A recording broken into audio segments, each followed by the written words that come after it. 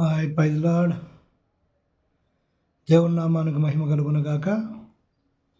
ప్రియ దేవుని బిడ్డలారా, భారతదేశంలో ప్రపంచ దేశాల్లో ఉంటున్న క్రైస్తవ సహోదరి సహోదరులకు అందరికీ ప్రభు పేరిట అందరికీ కూడా వందనాలు తెలియజేస్తూ, ఈరోజు క్రైస్తవ కుటుంబాల్లో ఆశీర్వదింపబడకపోవడానికి కారణము, ఆశీర్వాదాలు ఆ కుటుంబానికి రాకపోవడానికి కారణం ఏమంటే, దేవుని బిడ్డలారా, దేవుడు క్లియర్ కట్గా చెప్పినాడు. 59వ అధ్యాయం యెషయా గ్రంథము 1-2 వచనాల్లో, దేవుడు వినలేనుకున్నట్టు ఆయన చెవులు మందము కాదు, రక్షింపుకున్నట్టు ఆయన చేతులు కృషి కాదు, కానీ మన దోషములు మన పాపాలు ఆయనకి అడ్డుగా ఉన్నాయి అని అక్కడ తెలియజేయడం జరిగింది. ఏ క్రైస్తవ కుటుంబం అయినా రక్షింపబడకపోవడానికి కారణము మన దోషాలు. ఆ దోషాలు మనకు శాపాలుగా మారి మన కుటుంబాలను ఎంటాడుతూ, మన కుటుంబాల్లో జరుగుతున్న ప్రతి ఒక్క నష్టానికి కూడా అవే కారణము. ఈ దేవుని నమ్మకుండా మనకి ఏం జరిగిందని మనం ఆలోచన చేసేటప్పుడు, ఈ దేవునికి మనం ఏం చేస్తుంటాము అనేది కూడాను మనము గ్రహించాలని ప్రభు పేరిట మీకు మనవి చేస్తున్నాను. ప్రియ దేవుని బిడ్డలారా, ఒక్క తప్పు చేయకోకుండా ఈ భూలోకంలో ఉండే నరుడు ఎవరు కూడా లేరు, కానీ తప్పు చేసినప్పుడు ప్రభు నీకు మాటల ద్వారా, వాక్యం ద్వారా గద్దించినప్పుడు దేవుడు ఆ గద్దింపుకు నువ్వు లోబడాలని దేవుడు కోరుకుంటున్నాడు. అలాగనే ప్రియ దేవుని బిడ్డలారా, మీరు గద్దింపుకు లోపడకపోగా దేవుణ్ణి ఎదురేసుకొని, దేవుడు మాకేం చేశాడని దేవునితో మందిరానికి పోకుండా, దైవజనులతో మాట్లాడుకోకుండా దేవునికి దూరమయ్యి మీరు ఏమి సాధించకపోగా ఈ లోకంలో కలిసిపోయి భ్రష్టులు అవుతున్నారు. కారణం ఏమంటే మీ యొక్క అజ్ఞానము వల్ల. దేవుడు చెప్తున్నాడు, నేను రక్షిస్తాను, నా చేతులేం కురుసు కాదు, మీ ప్రార్థన నేను వింటాను, నా చెవులేం మందం కాదు, నేను చెవిటోనేం కాదు, కాకపోతే మీ దోషములు మీ పాపాలు నాకు అడ్డుగా ఉన్నాయి. మీ దోషాలను పాపాలను మీరు ఎప్పుడైతే ఒప్పుకుంటారో, నా ముందర విడిచిపెడతారో, అప్పుడు క్రమంగా ప్రియ దేవుని బిడ్డల ఆశీర్వాదం అనేది నీ ఇంటి వాకిటి తడుతుంది. ప్రభువు నిన్ను దీవించాలని ఆయన దినరోజు కూడా లోబడిన ప్రజల కొరకు ఆయన దినమెల్ల చేతుల జాపుతూ, లోక పాపములు మోస్తున్న సమస్త జనలారా రండి, నా యొద్దకు నీరు నేను విశ్రాంతినిస్తానని పిలుస్తున్నాడు. మనము ఆయన విశ్రాంతిలో ప్రవేశించాలంటే, ఆయన విశ్రాంతి మనకి ఇవ్వాలంటే, మనము దేవుని కొరకు ఏం చేస్తున్నాము కూడా గమనించాలని ప్రభు పేరిట మీకు మనవి చేస్తున్నాం. ఇప్పుడు అదే యెషయా గ్రంథంలో హిజ్కియా అని ఒక రాజు ఉన్నాడు. హిజ్కియాకు మరణకరమైన రోగం వచ్చింది.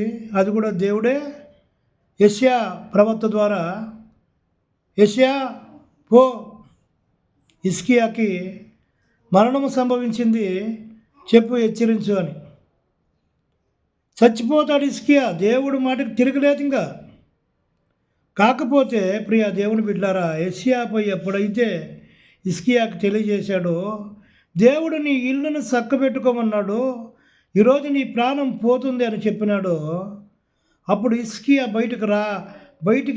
బయటకు రాకనే హిజ్కియా గోడ వైపు తిరిగి, ప్రభువా, ఇంతకాలము యథార్థవంతుడనై నీతిగా నీ ఒక్క పని, నీ ఒక్క సేవలో నేను ఎలా ఉన్నానో అయ్యా, అది జ్ఞాపకం చేసుకో, ఇంకొక అవకాశం నాకు ఇవ్వని ఆయన ప్రార్థించినప్పుడు ఆజ్ఞాపించిన దేవుడు మరలా నిర్ణయాన్ని మార్చుకుంటాడు. పశ్చాత్తాపముతో దేవుని పాదాలు చెంతపడినప్పుడు నీ కుటుంబంలో ఉంటున్న నష్టాలు, కష్టాలు ప్రతి ఒక్కటి కూడా విడిపించుటకు ఆయన సమర్థవంతుడు. ఆకు, అక్క, బీడ, సిగరెట్, గుట్కా, పాన్ పరాకులు, డ్రింక్స్, వ్యభిచారములో పడుతూ దేవుడు నాకేమి చేయలేదంటున్నావు కానీ నువ్వు దేవుని కోసం కనీసం ఒక్కటైనా విడిచిపెట్టగలుగుతున్నావా? ప్రభు నీతో మాట్లాడుతున్నాడు. ఓ కుమార్తె, కుమారుడా, ఈ లోక మర్యాదను అనుసరించి నువ్వు నడుస్తున్నావు. ఈ లోకానుసారమైన జీవితాన్ని నువ్వు జీవిస్తున్నావు. దావీదు అంటాడు, అయ్యా, నా హృదయములో నేను పాపాన్ని అలక్ష్యం చేయను.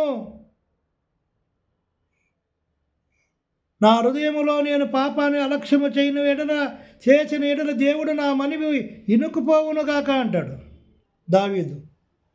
దావీదు హృదయములో పాపాన్ని ఉంచుకోలేదు. దావీదు హృదయములో పాపాన్ని అలాగనే దాచుకోలేదు. దావీదు హృదయములో పాపాన్ని ఉండదని తెలుసుకొని దాన్ని అలక్ష్యం చేయలేదు. వెంటనే ఒప్పుకున్నాడు. ఎప్పుడైతే నాతాను ప్రవక్త గద్దించాడో అప్పటికప్పుడే ప్రభు ముందర పాదాలు మోకాళ్ళు వంచి, అయ్యా, నేను తప్పు చేశాను, కేవలం నీ దృష్టికి నీ ఎదుటే నేను పాపము చేశానయ్యా నువ్వు ఒప్పుకొని, అయ్యా, పశ్చాత్తాపముతో నాలో ఉన్న నీ ఆత్మను తీసేయకు, మరలా నన్ను నూతనముగా మార్చు, ఆ నూతన ఒక్క స్వభావాన్ని నాకు ఇవ్వని దావీదు ప్రభు ముందర ఆయన పాద సన్నిధిలో మోకరించి మరలా తన కుటుంబాన్ని, ఆత్మీయతని, తన ఆత్మని కాపాడుకుంటాడు. ప్రియ దేవుని బిడ్డలారా, ఈ లోకములో మీ సంతోషాల కొరకు, మీ సుఖాల కొరకు, మీ యొక్క శరీర సంబంధమైన ఆలోచనలు, మీకుంటున్న ప్రతి ఒక్క కోరికలు తీర్చుకొని కొడుకు కుటుంబాన్ని పనంగా పెట్టి బిడ్డల యొక్క భవిష్యత్తుని నాశనానికి, శాపానికి మీరు పొరుగులెడుతూ కుటుంబాన్ని పాడైపోవడానికి, భార్య బిడ్డలు వీధి పాలవడానికి కారణమయ్యి దేవుడు ఏం చేశాడని మీరు అంటున్నారు. దేవుడు అంటున్నాడు, మిమ్మల్ని నేను కాపాడుతాను, రక్షిస్తాను. మీ దోషాలు, మీ పాపాలు నాకు అడ్డంగా ఉన్నాయి, మీరు ఒప్పుకోండి. అపోస్తులుడైన పౌలు అంటాడు, అవిశ్వాసముతో తెలియక నేను తప్పు చేసి తిని కనుక నేను రక్షింపబడి తిని.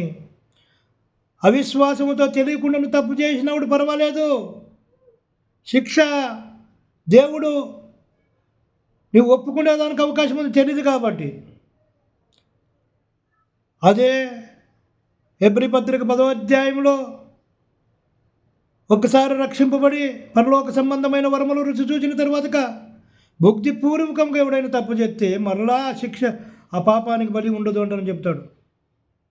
దేవుడు మన కోసం ఒక్కసారే చచ్చాడు, ఒక్కసారే మరణించాడు, ఒక్కసారే తన రక్తాన్ని మన కొరకు దారిపోశాడు. ఆ రక్తం ఎప్పుడు సజీవమైనది, ఆ రక్తం ఎప్పుడు కూడాను పవిత్రమైనది, ఆ రక్తము నిష్కలంకము లేనిది, ఇప్పుడు కూడా నీకు మించిపోయింది లేదు. ఓ సహోదరి, సహోదరుడా, ప్రభు పాదాల చెందుకొచ్చి పాపాలను ఒప్పుకొని నీ కుటుంబాన్ని కట్టుకో, నీ ఆత్మీయ జీవితాన్ని కట్టుకో. దేవుడు నాకేమి చేశాడు లేని దేవునికి దూరమై కుటుంబాన్ని పాడు చేసుకొని ఆత్మీయతలో పడిపోయి నిత్య నరకాగ్నికి నువ్వు పోకోకుండా సాతానికి మన దూతలకు ఏర్పాటు చేసిన ఆ నిత్య నరకములో నీవు పోకోకున్నట్టు దేవుడు నీ కొరకు, నా కొరకు ప్రాణం పెట్టి నిత్య రాజ్యాన్ని, ఆ పరలోకాన్ని మన అందరికీ కూడా ఉచితంగా ఆయన ఇస్తున్నాడు. కనుక ఆ రాజ్యము కావాలంటే రా, ప్రభు పాదాల చెంత వంగి ఆయనతో మొరపెట్టు, ప్రభువా, నేను పాపినయ్యా, నన్ను క్షమించు, నన్ను రక్షించు, నన్ను కాపాడు, ఇన్ని రోజులు నాకు తెలియక నేను తప్పు చేశానయ్యా, నా హృదయంలో ఇక్కడి నుంచి ఆ పాపాన్ని ఒప్పుకొని విడిచిపెడుతున్నాను. ఓ పాపాత్మురాలైన స్త్రీ ప్రభు పాదాల చెంతకొచ్చి, సీమోని ఇంట్లో దేవుడు ఉన్నప్పుడు యేసుస్వామి అక్కడొచ్చి ఆయమ కన్నీళ్లతో దేవుని పాదాలు కడిగి, ప్రభు యొక్క పాదాలు కడిగి తల వెంట్రుకలతో ఆ పాదాలను తుడి చత్తరపోసి ముద్దాడినప్పుడు సీమోను, ఆమె విస్తారముగా నన్ను ప్రేమించింది కనుక ఆమె విస్తారమైన పాపములు నేను క్షమిస్తున్నాను అంటాడు. ఆ స్త్రీ చూసితివా, వచ్చినప్పుడు వంటి కంటి తడి పెడుతుంది, కుములుతుంది, లోపల ఎంత బాధపడుతుందో, నా కన్నీళ్లతో నా పాదాలు కడుగుతుంది, నా పాదములను ముద్దాడుతుంది, అస్తరితో నా పాదములు తుడిసి ఆమె పాదములు ముద్దాడుతుంది. నువ్వు వచ్చినప్పుడు వంటి నాకు కాళ్ళకు నీళ్ళు ఇవ్వలేదు, తుడుచుకోవడానికి టవాలీ లేదు, ఇంత నువ్వు ఈమెలాగా నన్ను ఏమాత్రం కూడా ప్రేమించలేదు. ఆమె పాపం చేసిన మాట నిజమే, ఆమె విస్తారముగా పాపాలు చేసింది, కానీ ఆ విస్తారమైన పాపాలను నేను క్షమిస్తున్నాను, ఎందుకంటే ఆమె విస్తారముగా నన్ను ప్రేమిస్తుంది. నా పాదాల చెంత వంగి ఆమె కన్నీరు కారుతూ ఆ హృదయములో బయటకు ఒప్పుకోకుండా రహస్యంగా చూస్తున్న ఆ దేవునికి మొరపెడుతూ తన పాపాలన్నీ కూడా ఆ కన్నీటి ద్వారా కడుగుతూ ఆమె హృదయాన్ని శుద్ధి చేసుకుంటుంది. ఆమె నన్ను ఎంతో ప్రేమించింది, విస్తారంగా ప్రేమించింది, అందుకని ఆ విస్తారమైన పాపాలు కూడా నేను కడుగుతున్నాను అంటాడు దేవుడు. ప్రియ క్రైస్తవ కుటుంబమా, ఈ అంత దినములలో, అపాయకరమైన దినముల్లో నీ కొరకు, నీ ఎంజాయ్మెంట్ కొరకు, నీ ఒక్క శరీర కోరికల కొరకు కుటుంబాన్ని రోడ్డుకిడిసి నువ్వు సుఖపడుతున్నావా? కుటుంబం బాధల్లో ఉన్న బిడ్డలు పస్తులున్న, ఉపాసంలో ఉన్న, అప్పులలో వచ్చి మన కుటుంబం చుట్టూ ముట్టుడేసిన నీ సుఖాల కొరకు నీ శరీర సంబంధమైన ఆలోచనలతో ఈ లోకం వైపు పొరగలెడుతున్నావా? తిరుక్కో, నీ కుటుంబాన్ని కట్టుకొని ఆత్మీయ జీవితాన్ని కట్టుకో. రా ప్రభు వద్దకి, దేవుని దగ్గరికి రా. ఆయన నువ్వు నీ దగ్గరికి వస్తాడు. నువ్వు రా ఆయన దగ్గరికి, ఆయన వస్తాడు నీ దగ్గరికి. ప్రియ దేవుని బిడ్డలారా, కనులు మూసుకోండి, ప్రార్థన చేసుకుందాం. ఈరోజు మాట్లాడాడు దేవుడు మనతోనే అనుకున్నవారు, ప్రభు ఒక పాదాల చెంతన మీరు కన్నీరు కారుతూ మీరు చేసిన పాపాలను ఒప్పుకున్నట్టయితే మీ కుటుంబం, ప్రియ దేవుని బిడ్డలారా, ఆయన చేతిలో పెడితే, ఆయన గొప్పిస్తే నువ్వు, నీ కుటుంబము నిజముగానే ఆయన ఆశీర్వదిస్తాడు. ఆయన నిన్ను ఉన్నతమైన స్థానంలో ఉంచుతాడు. నిన్ను తలగా ఉంచుతాడు కానీ తోకగా ఉంచుడు. నిన్ను అప్పిచ్చేవాడుగా ఉంచుతాడు కానీ అప్పు తీసుకునేవాడుగా ఉంచుడు ఆయన. అలాంటి నీతిమంతుడు, నిజాయితీపరుడు అయిన ఆ యేసుక్రీస్తుల వారి యొక్క పాతాల చెంత మోకరించి నీ పాపాలను ఒప్పుకొని ప్రభు యొక్క సన్నిధిలో నువ్వు దినరోజు పశ్చాత్తాపంతో ఆయన అడుగు. ఒక్కరోజు పోగొట్టుకున్నదంతా యోబుకి ఇచ్చినట్టు, పోగొట్టుకున్నదంతా మనం పొందుకున్నట్టుకు ప్రభువు నీతిమంతుడు. ఆయన అడిగిన వారిని త్రోసివేసే దేవుడు కాదు. ఆయన అంచుకొచ్చిన వారిని త్రోసివేసే దేవుడు కాదు. ఆయన నీవు అడుగు వాటికంటే, ఊహించి వాటికంటే అత్యధికంగా ఇచ్చి దేవుడు. ఆ దేవుని యొక్క పాదాల చెంత మనమందరం కూడా కన్నులు మూసుకొని ప్రార్థన చేసుకుందాము. మహాపరిశుద్ధుడు, ప్రియ పరలోకమందున్న నా తండ్రి, అయ్యా, ఉన్నతమైన ఘనమైన నీ నామానికి స్తుతి స్తోత్రములు ప్రభువా. అయ్యా, నీ సేవలో నీ సేవకుడిగా ముందుకు కొనసాగడుకునైనా ప్రభు యేసే నా తండ్రి, మీరు నన్ను ఎన్నుకున్నందుకై స్తోత్రములు.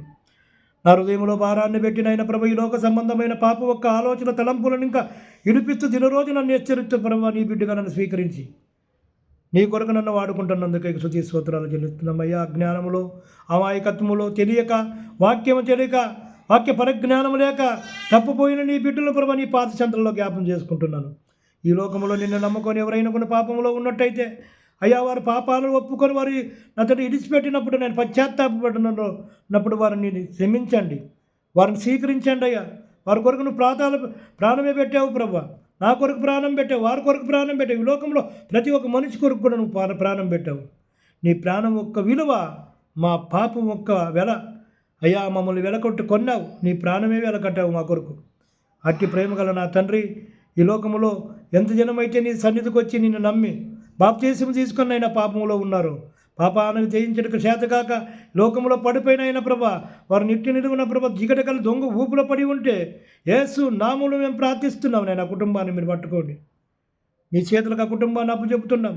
ప్రతి కుటుంబాన్ని నాయన, ఈ లోకంలో ఉంటున్న ప్రతి కుటుంబాన్ని, తప్పిపోయిన ప్రతి కుటుంబాన్ని పేరున జ్ఞాపం చేసుకోండి. అందరినీ నైనా ప్రభా, వారి పశ్చాత్తాపంతో ఎవరైతే ప్రార్థిస్తారో వాళ్ళ ప్రార్థన ఆలకించండి. వారిని అతని ప్రభ లేవనెత్తండి.